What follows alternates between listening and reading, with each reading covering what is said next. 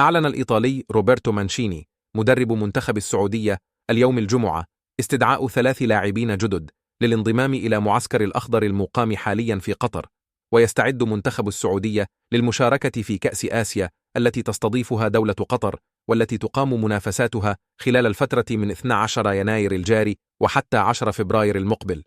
ونشر الاتحاد السعودي لكرة القدم عبر حسابه قرار استدعاء المنتخب للثلاثي محمد البريك لاعب الهلال، وطلال حاجي لاعب الاتحاد، وريان حامد الأهلي للانضمام إلى معسكر المنتخب في سيلين ضمن المرحلة الأخيرة من البرنامج الإعدادي استعدادا لمنافسات كأس آسيا 2023. ورحبت الجماهير بقرار المدرب الإيطالي، حيث يعتبر البريك 31 عاما أحد أفضل الأظهرة في الدوري السعودي، فيما يمثل استدعاء طلال حاجي 16 عاما وريان حامد 21 عاما دعما لجيل المستقبل في الكرة السعودية.